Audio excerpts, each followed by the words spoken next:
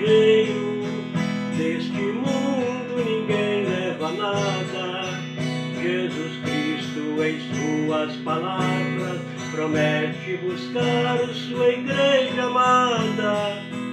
O que tem a saúde perfeita amanhã pode ser sepultado. Para estes momentos nós todos precisamos estar preparados, esperando salvação em Cristo, por seu sangue na cruz derramado. O cristão que tem essa esperança está livre de ser condenado. As riquezas do mundo inteiro não dá para comprar salvação de ninguém. Mas Jesus com seu sangue comprou minha salvação e a tua também. Aleluia.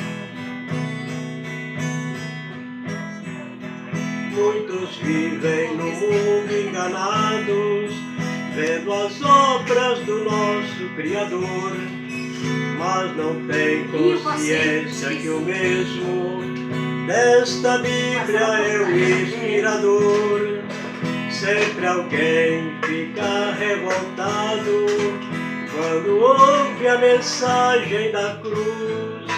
Muitos chamam o crente de louco, porque este anuncia Jesus, sendo o mestre e salvador do mundo, o caminho que ao céu nos conduz. Quem por ele seguir fielmente chegará na cidade de luz. As riquezas do mundo inteiro não dá para comprar salvação de ninguém. Mas Jesus com seu sangue comprou minha salvação e a tua também.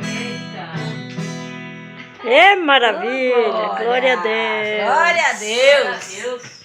Amém. Olha pra cá, prima.